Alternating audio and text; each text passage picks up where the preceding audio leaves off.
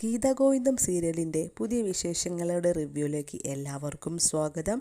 അങ്ങനെ ഗോവിന്ദ് രാധികാമ്മ അനാർക്കലിയോട് ഫോണിൽ സംസാരിച്ചത് കേട്ട് സങ്കടപ്പെട്ട് നിൽക്കുകയാണ് ചെയ്യുന്നത്. ആ സമയം കണ്ണേട്ടാന്ന് പറഞ്ഞ് ഗോവിന്ദിനെ നോക്കി ഗീത വരികയാണ്.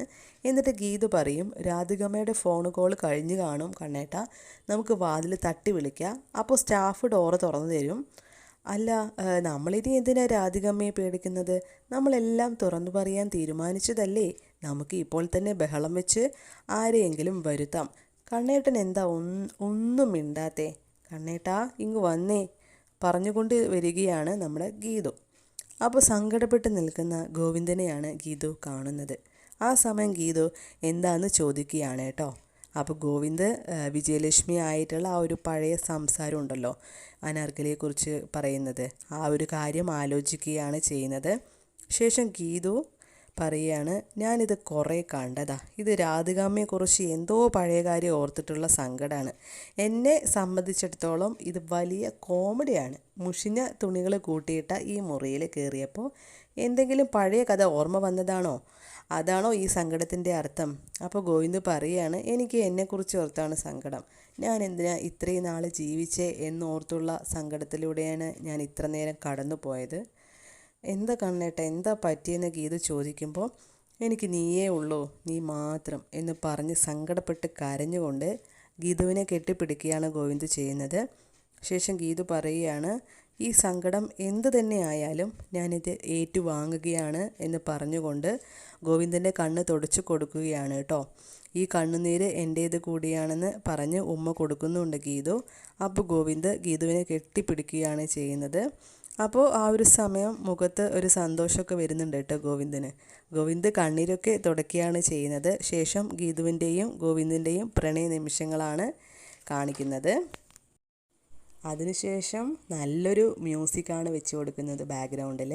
അതിനോടൊപ്പം തന്നെ അവർ രണ്ടുപേരും നല്ല അടിപൊളിയായിട്ട് എൻജോയ് ചെയ്യുന്നുണ്ട്. നല്ല റൊമാൻറ്റിക് സീനാണ് കാണിക്കുന്നത് കേട്ടോ. അങ്ങനെ പാട്ടും ഡാൻസൊക്കെ ആയിട്ട് അടിപൊളി റൊമാൻസോട് കൂടി അവരുടെ ഫസ്റ്റ് നൈറ്റ് കഴിയുകയാണ്. ശേഷം കാണിക്കുന്നത് പ്രിയ കരയുന്നതാണ് കേട്ടോ. രാധികാമ്മ അതിലൂടെ നടന്നു പോകുന്നുണ്ട്. എന്നിട്ട് നമ്മുടെ പ്രിയ കരഞ്ഞുകൊണ്ട് പറയുകയാണ്, ഗോവിന്ദേട്ടന് എന്തോ പറ്റിയിട്ടുണ്ട്, അല്ലെങ്കിൽ നമ്മൾ ഏട്ടനെ കാണാതെ വിഷമിക്കുക എന്ന് ഏട്ടന് അറിയില്ലേ? ഈ സമയം രേഖ വന്ന് ആശ്വസിപ്പിക്കുകയാണ് ചെയ്യുന്നത്.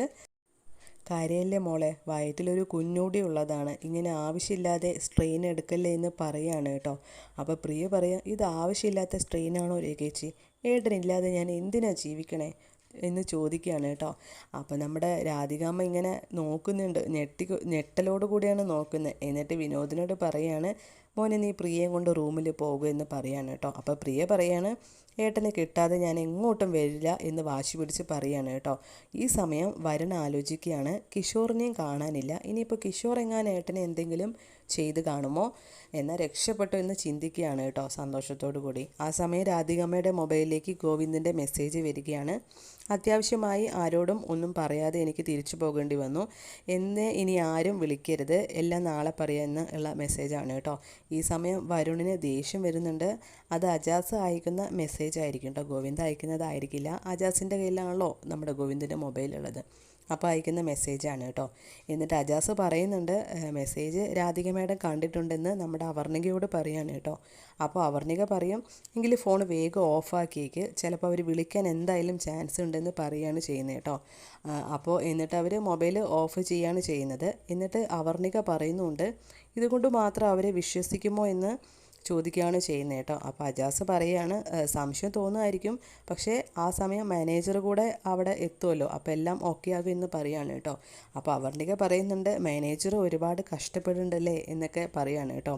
അപ്പോൾ നമ്മുടെ അജാസ് പറയുന്നുണ്ട്, ഗോവിന്ദ് സാറ് വേണ്ടത് കൊടുത്തോളൂ എന്ന് പറയുകയാണ് കേട്ടോ അജാസ്. ശേഷം പ്രിയ പറയുകയാണ്, ബോട്ട് കേടല്ലേ, പിന്നെ എങ്ങനെ അക്കരെ എത്തും, ഏട്ടൻ അപകടത്തിലാണ് എന്ന് തന്നെ പറയുകയാണ് കേട്ടോ. പ്രിയ അങ്ങനെ പറഞ്ഞുകൊണ്ട് കരയുക തന്നെയാണ് ചെയ്യുന്നത്. എന്നിട്ട് പ്രിയ ഈ സമയം കരഞ്ഞുകൊണ്ടിരിക്കുന്ന സമയമുണ്ടല്ലോ, മാനേജർ കയറി വരും, ആരും പേടിക്കണ്ട, ബോട്ട് ശരിയായി, സന്ധ്യ ആയപ്പോൾ ഗോവിന്ദ് സാറ് അതിൽ കയറിപ്പോയി എന്ന് പറയുകയാണ് ചെയ്യുന്നത് കേട്ടോ. എന്നിട്ട് പ്രിയ ഉറങ്ങാനായി പോവുകയാണ്, ആശ്വാസമായി ഏട്ടൻ സേഫാണെന്ന് അറിഞ്ഞപ്പോൾ. എന്നിട്ട് പ്രിയ റൂമിലോട്ട് പോവുകയാണ് കേട്ടോ. ഈ സമയം രാധിക ടെൻഷൻ ആവുകയാണ്, കാണാൻ ഇനി അറക്കൽ വീട്ടിലേക്കാകുമോ പോയത്? അവിടെ ചെന്ന് അനാർക്കലിയെ കാണും, പ്രശ്നമൊക്കെ എന്ന് ടെൻഷൻ അടിച്ച് ഇങ്ങനെ ഇരിക്കുകയാണ് കേട്ടോ. എന്നിട്ട് അയ്യപ്പേട്ടന് കോൾ ചെയ്യുകയാണ്. എന്നിട്ട് അനാർക്കലിക്ക് കൊടുക്കുകയാണ് ചെയ്യുന്നത് അയ്യപ്പേട്ടൻ. അപ്പോൾ അനാർക്കലി പറയാണ്, എന്തിനാ വെറുതെ ഇങ്ങനെ വിളിക്കണേ, നീ വന്നിട്ടേ ഞാൻ പോകുമെന്ന് പറഞ്ഞതല്ലേ, എന്തിനാ ഇങ്ങനെ വിളിക്കണേ എന്ന് ദേഷ്യപ്പെട്ട് ചോദിക്കുകയാണ് കേട്ടോ. എന്നിട്ട് രാധിക പറയുകയാണ്, ഗോവിന്ദ് ചിലപ്പോൾ അവിടെ വരാം, അപ്പോഴേക്കും നീ പോകണം, നിന്നെ കണ്ടാൽ ആകെ പ്രശ്നമാവുമെന്ന് പറയുകയാണ് കേട്ടോ. അപ്പോൾ നമ്മുടെ അനാർക്കലി പറയുന്നുണ്ട്, ഞാൻ ഗോവിന്ദ് കാണാതെ നോക്കിക്കോളാം, ഇത് നിൻ്റെ വേറെന്തോ അടവാണെന്ന് എനിക്ക് മനസ്സിലായി എന്നൊക്കെ പറയുകയാണ് കേട്ടോ. ശേഷം ഫോണ് അയ്യപ്പേട്ടനെ കൊടുക്കുകയാണ് ചെയ്യുന്നത്. അയ്യപ്പേട്ടൻ പറയാണ് രാധിക അമ്മയോട്, ഇതെന്താ കരുതിക്കൂട്ടിയുള്ള വരവാണെന്ന് എനിക്ക് തോന്നണേന്ന് പറയാണ് കേട്ടോ അനാർക്കലിയെ പറ്റിയിട്ട്. അപ്പോൾ രാധിക പറയാണ്, കണ്ണനെ അനാർക്കലി കണ്ടാൽ ഞാൻ പിന്നെ ജീവിച്ചിരിക്കില്ല എന്ന് രാധികാമ്മ നല്ലപോലെ ടെൻഷൻ അടിച്ചിട്ട് അയ്യപ്പേട്ടനോട് പറയാണ് കേട്ടോ. അപ്പോൾ അയ്യപ്പേട്ടൻ ചോദിക്കുകയാണ്, എൻ്റെ മാധവൻ മുതലാളിയെ കൊന്ന ആ സ്ത്രീയെ രാധികാമ്മ എന്തിനാണ് ഭയക്കുന്നത് എന്ന് ചോദിക്കുകയാണ് കേട്ടോ. അപ്പോൾ രാധികാമ്മ ഒന്ന് നല്ലപോലെ ടെൻഷൻ ആവുന്നുണ്ട്. എന്നിട്ട് ഇങ്ങനെ ആലോചിക്കുകയാണ് കേട്ടോ.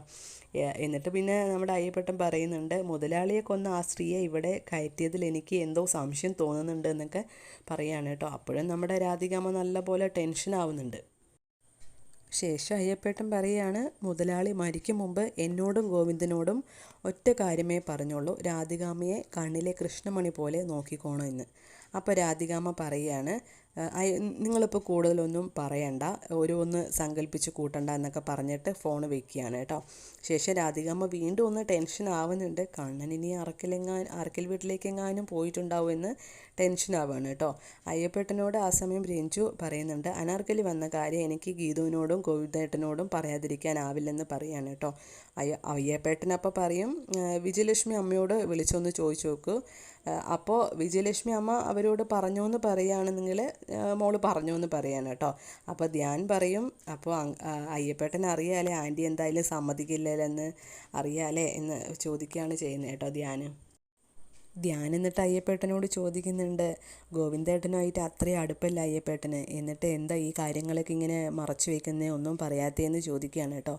അപ്പോൾ നമ്മുടെ അയ്യപ്പേട്ടൻ പറയുകയാണ്, അങ്ങനെ പറയാനാണെങ്കിൽ ഒരുപാട് കാര്യങ്ങളൊക്കെ ഉണ്ട്, ഞാൻ എല്ലാം പറയാതിരിക്കുന്നത് ഈ ഒരു കുടുംബത്തിൻ്റെ അസ്തിത്വം തന്നെ ഇല്ലാതാവും എന്ന് ഓർത്തിട്ടാണ്, എല്ലാം സമയമാകുമ്പോൾ പറയാമെന്നൊക്കെ ഇങ്ങനെ പറഞ്ഞിട്ട് സങ്കടപ്പെട്ട് നിൽക്കുന്ന അയ്യപ്പേട്ടനെ കാണിച്ചുകൊണ്ടാണ് ഇന്നത്തെ എപ്പിസോഡ് അവസാനിക്കുന്നത്.